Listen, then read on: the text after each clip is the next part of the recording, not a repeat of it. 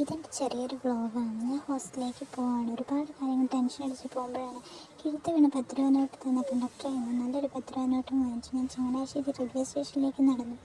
സത്യം പറഞ്ഞാൽ എനിക്ക് അവിടേക്ക് പോകാനുള്ള വഴി അറിയത്തില്ല. വണ്ടിയിൽ നിന്ന് പരിചയപ്പെട്ട ഒരു പെൺകുട്ടിയോട് അങ്ങോട്ടേക്കുള്ള വഴി കാണിച്ചു തരണമെന്ന് പറഞ്ഞപ്പോൾ അവളും അങ്ങോട്ടാണെന്ന് പറഞ്ഞ് ആ കുട്ടിയുടെ പിന്നാലെ ഞാൻ വെച്ച് പിടിച്ചു.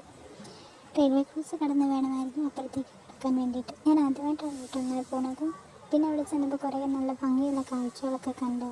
അവിടെ എത്തിയതും എൻ്റെ വീട്ടിൽ നിന്ന് കോളൊക്കെ വന്നു. അച്ഛനും ചേച്ചിയൊക്കെ വിളിച്ചു. അവരോട് പിന്നെ എത്തിയ കാര്യങ്ങളൊക്കെ പറഞ്ഞു. നേരെ ഞാൻ ചെന്നത് ടിക്കറ്റ് എടുക്കാൻ വേണ്ടിയിട്ടായിരുന്നു. ടിക്കറ്റ് എടുത്തതിന് ശേഷം നേരെ സെക്കൻഡ് പ്ലാറ്റ്ഫോമിലാണ് വണ്ടി വരുന്നതെന്ന് പറഞ്ഞിട്ട് ഞാൻ അങ്ങോട്ടേക്ക് നടന്ന് കുറേ സ്റ്റെപ്പ് ഉണ്ടായിരുന്നു കേട്ടോ. 18-ാം പടി കയറുന്ന പോലെ അങ്ങനെ നേരെ ചെന്ന് കണ്ടെത്തി വേറെ നല്ലൊരു കാഴ്ചയായിരുന്നു.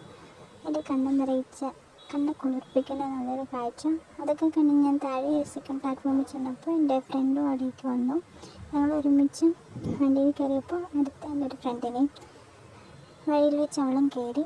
ഞങ്ങൾ പിന്നെ നേരെ വർത്താനമൊക്കെ പറഞ്ഞ് ഉറങ്ങി. രാവിലെ ബാംഗ്ലൂർ എത്തി. ഫ്രഷായി പല്ലൊക്കെ തേച്ച് മുഖമൊക്കെ കഴുകി നമ്മുടെ കോളേജിലേക്കുള്ള വണ്ടിയിലേക്ക് കയറി.